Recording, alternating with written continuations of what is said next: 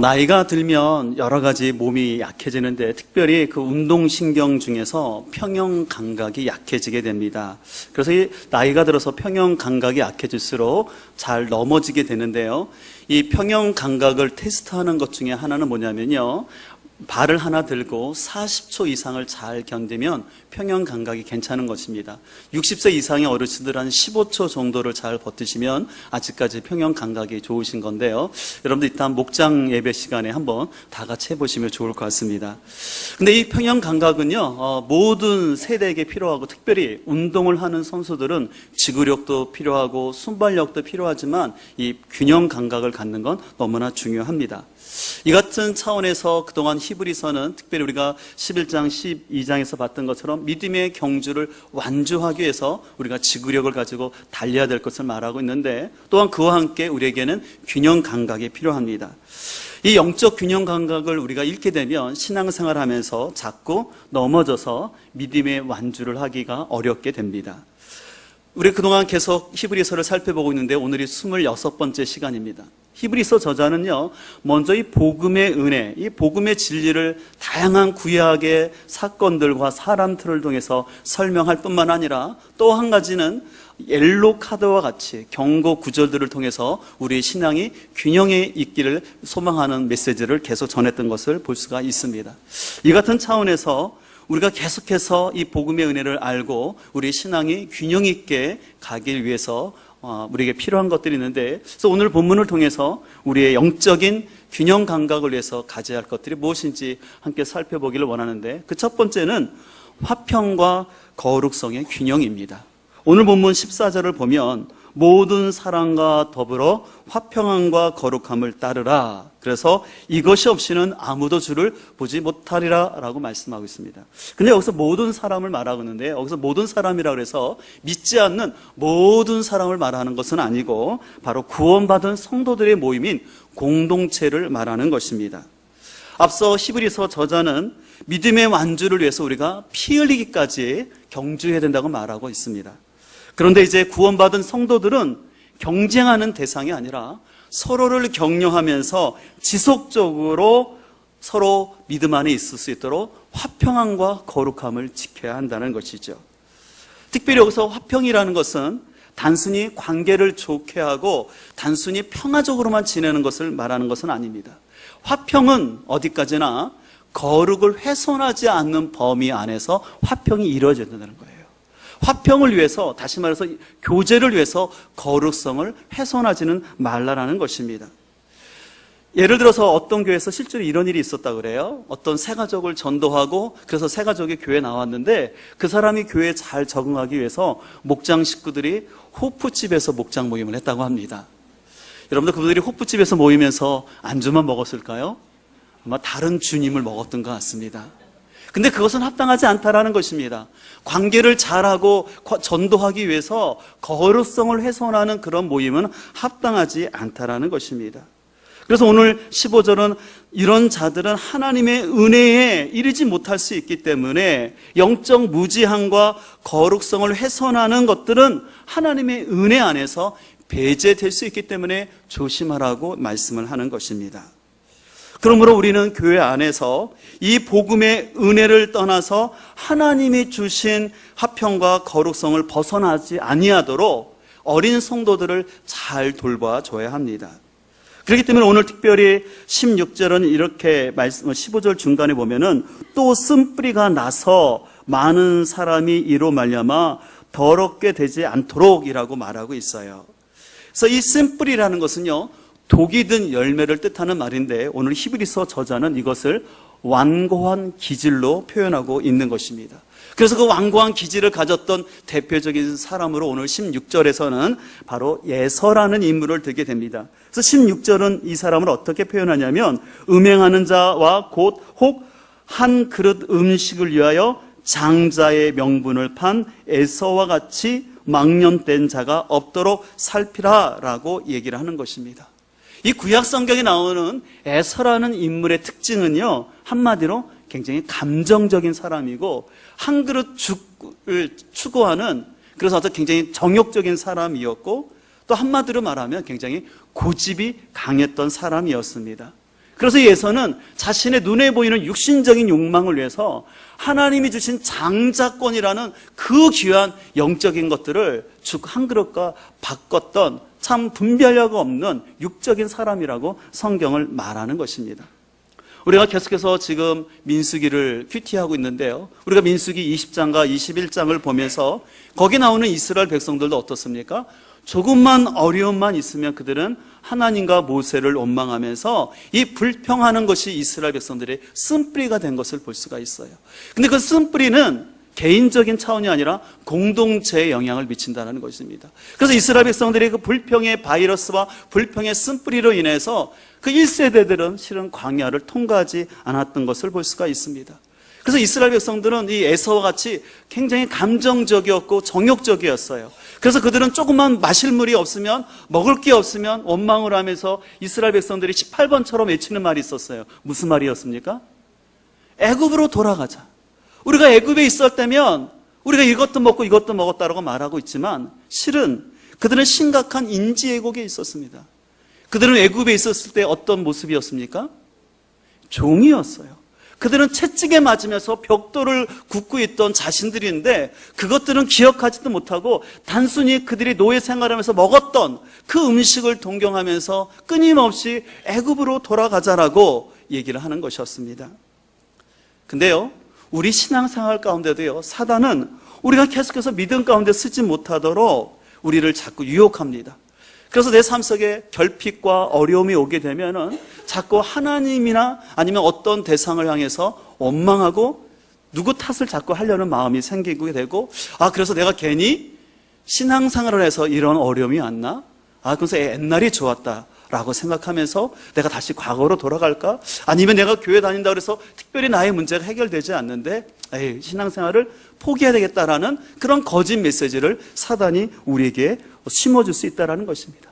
그러나 그럴 때마다 여러분들 우리는 정직하고 또 이성적으로 우리를 한번 잘 분별해야 돼요. 여러분들이 과연 교회 오기 전에 여러분의 삶은 어떻습니까? 여러분이 과연 세상에 있을 때 진정한 자유함과 기쁨 가운데 있었습니까? 우리가 정직하게 보면 그렇지 않음을 알 수가 있다는 것입니다. 그렇기 때문에 우리는 막연한 과거에 대해서 또한 미래에 대해서 불안감 때문에 여러분들을 포기하지 않고 계속해서 믿음 가운데 나아갈 수 있기를 소망합니다.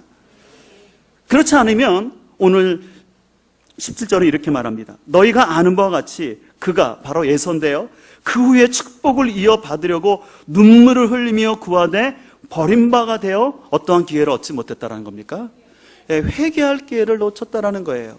여러분, 여기서 기억할 것은 하나님은 우리에게 언제나 은혜를 주시고 다시 회복해 주셔요. 그러나 여러분이 인생의 그때마다 주시는 은혜가 있어요. 근데 그것을 여러분 믿음 안에 잘 있으면 그 은혜를 계속해서 받으면서 성장하게 되는데, 여러분이 잘 믿음 가운데 있지 못하게 되면은 하나님이 주시는 그 은혜들을 자꾸 흘려버릴 수 있다라는 것입니다. 이어서 오늘 히브리서 저자는 그렇기 때문에 우리가 옛 언약보다 더 탁월하신 예수 그리스도로 인한 새 언약의 축복을 받았음을 신의 산과 시온산을 통해서 비유를 합니다. 18절 이후의 말씀을 제가 세 번역으로 읽어드릴 텐데요, 여러분들이 앞에 자막을 보시면 좋겠습니다. 여러분이 나아가서 이룬 곳은 신의 산 같은 곳이 아닙니다. 곧 만져볼 수 있고 불이 타오르고 흑암과 침침함이 뒤덮고 폭풍이 일고 나팔이 울고 무서운 말소리가 들리는 그런 곳이 아닙니다.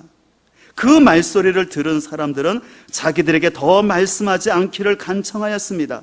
비록 짐승이라도 그 산에 닿으면 돌로 쳐 죽여야 한다 하신 말씀을, 명령을 그들이 견뎌내지 못했기 때문입니다. 그 광경이 얼마나 무서웠던지 모세도 말하기를 나는 두려워서 떨린다 하였습니다. 그러나 여러분이 나가서 이른 곳은 시온산, 곧 살아계신 하나님의 도성인 하늘의 예루살렘입니다.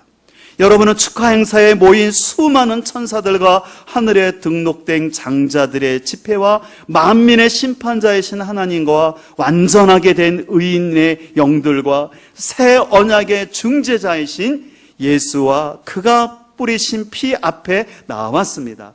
그 피는 아벨의 피보다 더 훌륭하게 말해줍니다. 오늘 히브리서 저자는 딱 두 가지를 비교하는 거예요. 그것은 뭐냐면 신의 산과 시온산이에요. 신의 산은 한마디로 구약이고 그 구약을 말한다면 율법을 말하는 거예요. 그래서 모세를 통해서 주어진 거예요. 근데 그 율법을 가지고 우리가 하나님께 나가는 것은 제약이 있고 두려움이 있었다라는 거예요. 그래서 여러분 아는 것처럼 모세가 신의 산에서 율법을 받을 때는 모세만이 거기에 올라왔지 짐승이라도 그 거룩한 곳에 오게 되면 죽음을 당할 수밖에 없었다는 거예요. 그래서 이스라엘 백성들은 하나님이 직접적인 임재를 받지는 않기를 원했어요. 왜? 하나님의 거룩이 너무 강하기 때문에 자신들이 그걸 보다가는 죽을 것 같아서 힘들어했다는 겁니다. 근데 이에 반해서 시온산, 이것은 바로 신약이고 바로 예수님입니다. 그래서 예수님을 통해서 우리에게 주어진 복음의 은혜인 거예요. 그래서 예수님을 통해서 이 십자가로 이루어진 이 사건으로 말미암아 우리는 자유함을 얻게 되었다라는 것입니다. 그래서 우리는 어떤 잔치에 참여하냐면 온 천군 천사가 함께하는 축제와 같은 그 장소에 이르게 됐다라는 거예요. 구약의 백성들은 그 신의 산에 가는 게 두려워서 모세 한 사람만 제한적으로 갈 수 있었지만 이제 신약의 백성된 우리들은 예수 그리스도로 인하여서 온 천사들과 예수 그리스도의 피로 완전케 된 그 장자들 같은 우리들이 함께 모여서 이 잔치에 참여하고 있다는 것입니다. 오늘 히브리서 저자는 뭘 얘기하는 겁니까?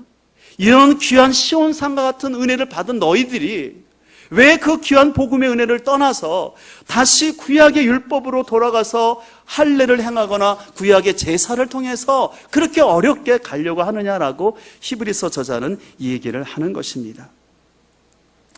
이는 다시 말해서 이거예요. 우리가 신앙생활이라는 것은 우리의 행위나 의지로 하는 것이 아니라 오직 하나님의 의지로 하는, 은혜로 하는 것입니다.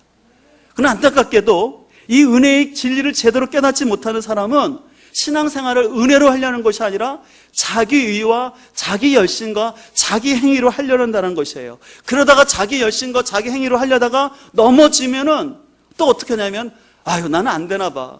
내가 예수 믿어서 별 변할 게 없어. 그래서 다시 세상으로 돌아가려고 하는데 그러지 말라라고 오늘 히브리서 저자는 권면하는 것입니다.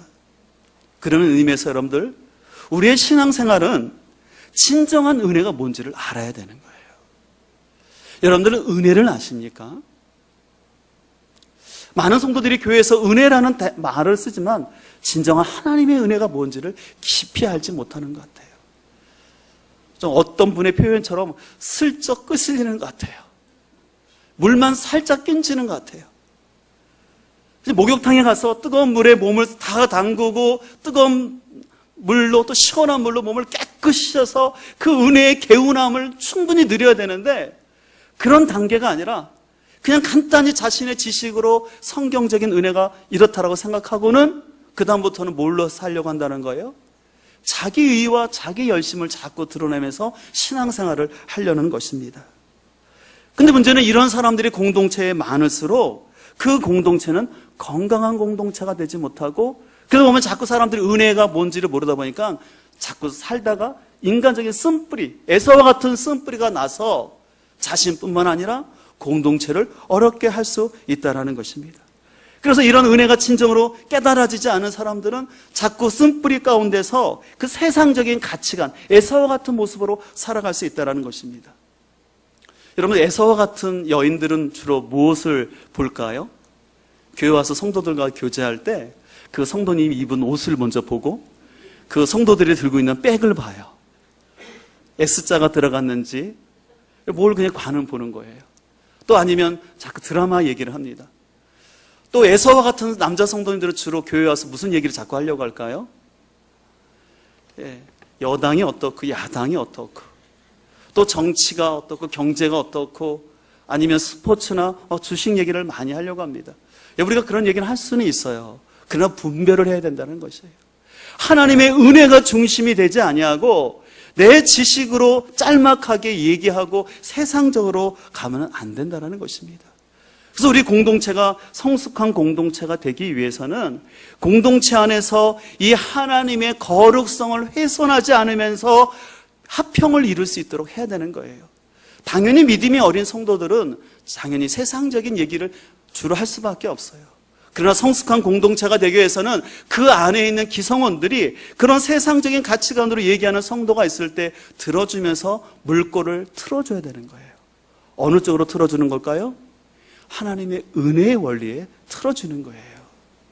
근데 만약에 그 공동체가 성숙하지 않으면 믿지 않는 성도들 또한 얼마 믿음이 어린 성도들이 와서 자꾸 세상적인 가치관으로 쭉 얘기를 할 때 거기에 동참하면서 자꾸 누구를 비난하고 그렇게 얘기하면 그 공동체가 은혜의 공동체가 될 수 없다라는 것이죠.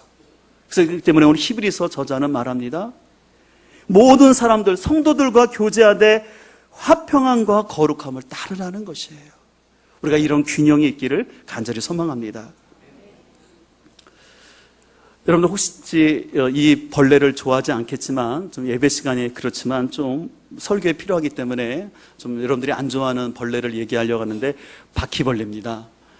하루는 2마리의 바퀴벌레가 있었는데 각각 좋은 식당을 향해서 여행을 떠났다고 합니다. A라는 바퀴벌레는요, 자신의 입맛을 돋구는 아주 지저분한 식당을 향해 갔고요. 이에 반해서 B라는 바퀴벌레는 밥알 하나 발견할 수 없는 너무나 깨끗한 식당을 갔다고 합니다. 그래서 이 B라는 바퀴벌레는 그곳을 떠나가지고 잽싸게 A라는 바퀴벌레한테 가서 이렇게 말하는 겁니다. 야, 내가 오늘 굉장한 곳을 보고 왔는데 어떤 곳인지 아니? 세상에 그곳은 얼마나 깨끗한지 파리가 낙상할 정도야 라고 막 얘기를 하는 것이었습니다. 근데 그 이야기를 듣고 있던 그 A라는 바퀴벌레가 불쾌한 듯이 이렇게 말을 했다고 합니다. 야, 너는 내가 먹고 있을 때 꼭 그런 얘기를 해야 되겠니? 밥맛 없게? 이것이 비록 바퀴벌레 얘기지만 우리 성도들에게 영적인 삶에도 주는 교훈이 있다고 생각합니다. 사단은 바퀴벌레와 마찬가지로 깨끗한 것을 싫어하고 거룩한 성도의 삶을 싫어합니다. 그렇기 때문에 어떻게 보면 우리는 이 땅에서 거룩한 삶을 살고자 할 때 세상 사람들은요, 우리를 싫어해요. 직장 안에서 내가 하나님의 사람으로 정직하게 살아가면 저 사람 진짜 그렇잖아요. 뒤에서 흔히 전문 용어지만 뒷담화를 하지 않습니까? 저 예수쟁이 온다고, 저 사람 온다고, 저 사람 때문에 우리 부서에서 뭐 일이 안 된다고, 저 사람 때문에 우리 회식 분위기가 깨진다고 그런 말을 할 수가 있습니다. 그러나 우리는 실은 그런 말을 듣는 것이 정상인 줄 믿습니다. 왜냐하면 그렇게 거룩함을 살아갈 때 그 삶 속에서 하나님이 주시는 진정한 평화가 있고 거기서 전도가 이루어지는 거예요. 그냥 내가 사람들과 관계를 좋게 하겠다라고 해서 같이 더러운 곳에 있어서는 절대 하나님의 거룩성은 이루어질 수 없다라는 것입니다. 그렇기 때문에 우리는 공동체 안에서 이 거룩함 속에서 화평함을 이루는 지혜가 있기를 간절히 소망합니다. 두 번째로 우리 삶 가운데 균형을 위해서 필요한 것이 있다면 영적인 긴장과 감사의 균형입니다. 이제 오늘 본문 25절부터 마지막 29절까지는 히브리서의 마지막 경고 구절인 나와 있어요. 히브리서에는 총 5가지의 경고 구절이 있는데 오늘 25절에서 이렇게 말합니다. 너희는 삼가 말씀하신 일을 거역하지 말라. 땅에서 경고하신 일을 거역한 그들이 피하지 못하였거든 하물며 하늘로부터 경고하신 일을 배반하는 우리일까 보냐라고 말합니다. 저자는 이 땅에서 말씀을 전했던 모세의 말씀을 거역한 그들도 하나님이 심판하셨거든 하물며 예수 그리스도를 통해 주시는 은혜의 말씀까지 거역하는 자들이 있다면 그들에겐 더 이상 피할 길이 없다라고 말하는 것입니다. 그래서 오늘 보면 26절 이하에서는 진동이라는 흔들림이라는 이미지를 통해서 여러분의 신앙이 흔들리지 말 것을 얘기합니다. 26절에 이렇게 말합니다. 그때는 그 소리가 땅을 진동하였거니와 이제는 약속하여 이르시되 내가 또 한 번 땅만 아니라 하늘도 진동하리라 하셨느니라 라고 말하고 있습니다. 다시 말해서 하나님이 어느 때가 되면은 이 세상을 흔드신다라는 것이에요. 그래서 하나님은 영원히 흔들리지 않는 것들을 남기기 위해서 이 세상에서 불완전한 것들을 흔들어서 무너뜨리게 한다는 것이에요. 여러분 세상도 마찬가지인 것 같아요. 여러분도 가끔 지진난 뉴스를 듣지 않습니까? 그러면 그 지진을 통해서 평소에는 우리가 어떤 건물이 튼튼한지 모릅니다. 그러나 진도 6이나 7이 되는 지진이 왔을 때 튼튼하게 지어진 건물은 잘 남아있지만 튼튼하지 않은 건물들은 무너지는 것을 볼 수가 있어요. 그래서 때때로 우리가 신앙생활 하다 보면요 평온한 것이 있는 것이 아니라 우리 삶이 흔들릴 때가 있어요. 어느 때는 잔잔히 흔들릴 때가 있는가 하면 어느 때는 진정 왕창 흔들릴 때가 있어요. 그러나 그 흔들림을 통해서 하나님은 그때 우리에게 교훈을 주는 거예요. 그 흔들림을 통해서 과연 네가 붙잡고 있는 것이 과연 안전한 것인가. 그래서 우리가 하여금 무엇을 붙잡아야 할지를 알게 하는 거예요.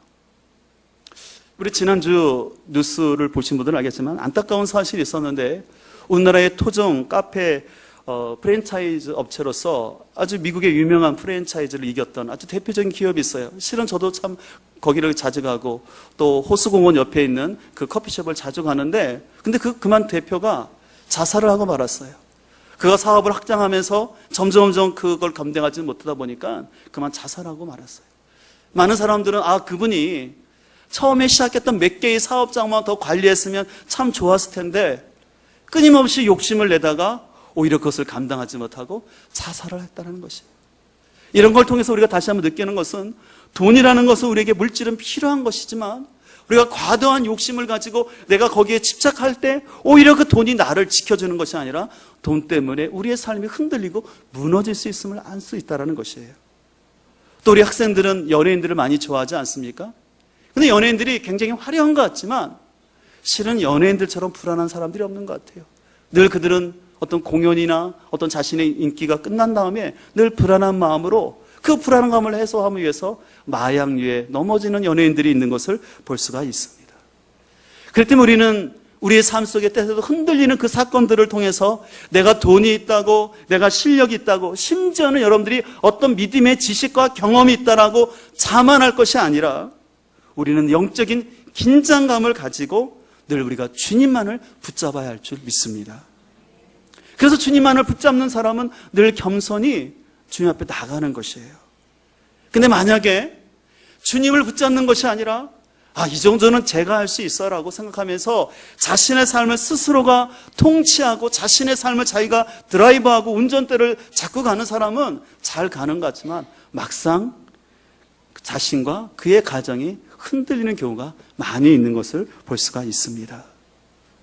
바라옵게 여러분들이 신앙생활 하시면서 여러분들이 한번 받은 은혜로 이만하면 됐다라고 긴장감을 풀지 말고 우리는 건전한 적당한 긴장감을 가져야 할 줄 믿습니다. 오늘 28절은 또 이렇게 말합니다. 그러므로 우리는 흔들리지 않는 나라를 받으니 감사를 드립시다.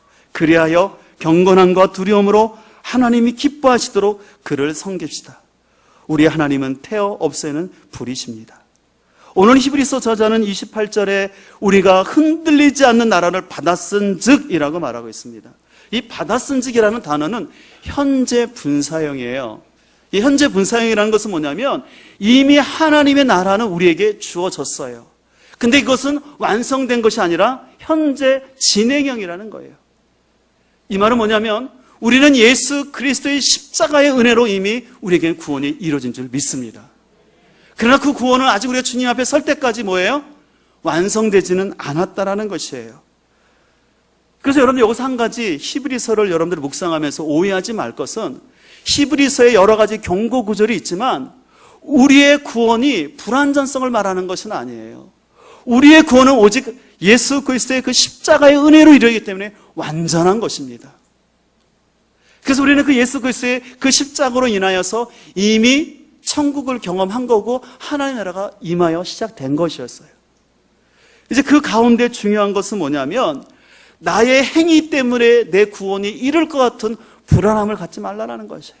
내가 이렇게 살지 않으면 내가 구원에 이룰 것이다라는 거, 그건 아니라는 것이에요. 이미 하나님이 주신 구원은 이루어졌습니다. 그래서 중요한 것은 이 하나님의 은혜가 진정으로 무엇이 아는 사람은 그 구원의 은혜에 감사해서 하루하루 경건함과 두려움을 가지고 하나님을 기쁘게 섬긴다는 것입니다. 여러분 이것을 잘 아셔야 돼요. 그래서 구원의 은혜를 진정으로 아는 사람은요, 방종하는 것이 아니라 영적 긴장감 속에서 하나님을 경외하면서 두려움으로 사는 거예요. 내 구원이 이룰 것 같다는 두려움이 아니라 내가 더욱더 하나님의 은혜 안에 거하기 위해서 사는 것이죠. 왜냐하면 29절에 말하는 것처럼 우리 하나님은 어떠한 분이시냐면 소멸하는 불처럼 심판하시는 하나님이기 때문에. 그러나 안타깝게도 이런 하나님을 굉장히 오해했던 사람들이 있는데 그것은 바로 광야 생활했던 이스라엘 백성들이었습니다. 그들은 유월절 사건을 통해서 이미 자유인이 되었습니다. 근데 그들은 자유의 몸이 되었음에도 불구하고 하나님을 경외하지 못함으로 인하여 조금만 힘들면 하나님과 모세를 탓하고 애굽으로 돌아가자 불평하다가 그만 죽고 말았어요. 그들의 불평 가운데 이런 불평이 있었어요. 하나님이 우리를 죽일 데가 없어서 이 광야로 끌고 와서 우리와 처자식을 다 죽이려고 하느냐? 근데 여러분, 그것은 이스라엘 백성의 너무나 큰 오해였어요. 하나님의 본심은 뭡니까? 노예 생활을 하고 있던 그들을 애굽에서 끌어내어서 가나안 땅에 가야 되는데, 근데 가나안 땅에 곧장 가는 것이 아니라 광야를 통과해야만 했던 것이에요. 왜냐하면 그 광야를 통해서 그들이 하나님의 백성으로 훈련되어지고 준비되어진 다음에 가나안 땅에 들어가야 되기 때문에 그 광야 시간을 허락하신 거거든요. 근데 이스라엘 백성들은 어떻게 오해했습니까? 하나님이 우리를 죽이시려고 이곳으로 끌고 왔다라는 것이에요. 근데 이것은 이스라엘 백성들만의 문제가 아니라 오늘날 하나님을 믿는 백성들 가운데도 많은 인지왜곡이 있어요. 하나님이 나를 고생시킨다라는 거예요. 하나님이 나에게 이런 고난을 주셨다고 말하는데 하나님은 그런 하나님은 결코 아닙니다. 그런 안타깝게도 이스라엘 백성들은 하나님이 원하시는 이 광야 학교를 잘 가지 못하고 그들이 딴 길로 가서 그들이 잘못 들어간 대학이 있는데 혹시 무슨 대학인지 아십니까? 아시는 분들도 있겠지만 이스라엘 백성들은요, 불평대학 투덜이학과에 들어갔어요. 그리고 거기서 뭘 전공하지 아십니까? 궁시렁을 전공했어요. 그래서 이스라엘 백성들은 조금만 힘들면 불평하고 그들은 투덜투덜대고 궁시렁궁시렁해서 누구를 욕했습니까? 모세와 아론을 욕하고 늘 그랬던 이스라엘 백성인 것을 알 수가 있어요. 그러나 우리는 이러한 모습이 아니라 우리는 혹시 그런 학교에 가시는 분이 있다면 그 학교에 우리 모두가 자퇴 원서를 낼 수 있기를 소망합니다. 우리는 그런 학교에는 자퇴 원서 내시고 우리가 가야 할 대학이 있는데 그것은 만족대학 감사학과입니다. 너무 좋지요? 우리 옆에 사람 한번 물어보실까요? 어떤 대학 다니시나요? 네, 그러면 만족대학 다니고 있습니다. 네, 우리는 부족할 수 있습니다. 그러나 여러분들 부족하다고 해서 자꾸 원망하고 투덜대면 하나님 나라의 훈련이 안 되는 거예요. 제가 설교를 시작하면서 균형 감각에 대한 얘기를 했는데요. 그 의사들이 말하는 것은요, 균형 감각을 세우기 위해서 그 높이는 방법이 있는데 그것은 뭐냐면 한 눈을 감고 한 발을 드는 거래요. 그러니까 눈을 감고 한 발을 더 드는 훈련을 하면 균형 감각이 높아진다고 합니다. 저는 이 이야기를 영적으로 이렇게 생각해 봤어요. 눈을 감는다라는 것은 믿음의 관점을 가지고 깊이 생각하는 것이라고 생각합니다. 우리가 지난주 큐티에서 21장 4절의 민수기 이스라엘 백성들이 홍해길로 돌아가는 것 때문에 마음이 상하였다고 말하는데 그 마음이 상했다는 단어가 짧다, 단편적이라는 단어라고 말씀드렸죠. 사람이 자꾸 왜 마음 시켜서 시험이 되냐면 생각이 짧아요. 관점이 좁아요. 근데 우리가 그런 모습이 아니라 내 자기 중심성을 벗어나서 우리가 눈을 감는다는 것은 기도하는 거 아니겠습니까? 하나님의 관점으로 보면은 내 길이 막힌 것 같고 어려움이 있지만 거기에는 또 다른 하나님의 섭리가 있는 줄 믿습니다. 그래서 여러분들 힘들 때 여러분 눈을 감고 하나님을 바라볼 수 있기를 간절히 소망합니다. 그래서 하나님, 내 삶에 고난과 어려움이 있는데 이것을 내가 영적으로 잘 해석할 수 있는 지혜를 주옵소서. 또 한 발을 든다는 것은 무엇입니까? 한 발을 든다는 것은 자기 힘을 의지하지 않는 거라고 저는 생각해 봅니다. 우리는 자꾸 어떤 오류를 범할 수 있냐면 어떤 일을 하다가 내가 할 수 있다는 자기가 생각이 돼요. 내가 이만하면 내가 이 정도면 전 괜찮고 잘할 수 있다고 생각할 수 있어요. 근데 우리는 그것이 아니라 늘 나는 부족하고 그래서 나는 하나님을 의지해야 된다라는 그 마음을 우리가 늘 가질 수 있기를 간절히 소망합니다. 그러기 위해서는 영적 긴장감이 필요한 것이에요. 여러분들이 잘 아시는 것처럼 인도의 독립운동을 이끌었던 마하트마 간디가 있는데 그 간디에게 영국 기자가 물었습니다. 인도가 그동안 영국의 식민지 생활하면서 많은 어려움이 있는데 지금 인도 땅에 가장 국가적으로 시급한 일이 무엇입니까? 라고 물었습니다. 그랬을 때 간디가 이렇게 얘기를 했다고 합니다. 지금 인도에게 주어진 시급한 문제는 경제적 부강이나 사회복지 건설이 아니라 국민들의 올바른 인격 건설입니다. 저는 이 말을 이렇게 생각하고 있어요. 오늘날 우리의 가정과 우리 교회 가운데 시급한 것은 무엇일까요? 저는 우리가 외형적인 것들을 자랑하고 다른 것들을 더 세상적인 성공을 추구하기보다는 은혜를 진정으로 더 알아가기를 소망합니다. 여러분들이 복음을 더 깊이 알아가기를 소망합니다. 내가 복음 안다고 그냥 아는 것이 아니라 복음이 내 안에 사라져야 돼요. 복음이 사라져야 됩니다. 머리로 알아서는 여러분의 삶을 변화시킬 수 없어요. 저는 우리 공동체가 여러 사역을 하고 또 선교도 하고 하지만 우리가 그것을 자랑하기보다는 복음의 은혜를 아는 공동체가 되기를 간절히 소망합니다. 그래서 이 복음의 은혜가 강력하게 세워진 공동체는 거룩성 안에서 화평을 추구할 수 있는 거예요. 그리고 이 복음의 진리를 아는 사람은 개인적으로는 영적인 긴장감 속에서 감사의 삶을 살게 되고, 그래서 다음에 살펴볼 13장 얘기처럼 하나님이 기뻐하시는 산 예배를 드릴 수 있게 됩니다. 저는 오늘 말씀을 통해서 우리 모두가 이 하나님의 은혜를 더 알 수 있기를 소망합니다. 아벨의 피보다 더 귀한 이 예수 그리스도의 십자가의 은혜를 깊이 알아서 이 십자가의 은혜 안에서 거룩과 화평을 이뤄가고 영적 긴장과 감사의 삶이 일어날 수 있기를 간절히 소망합니다.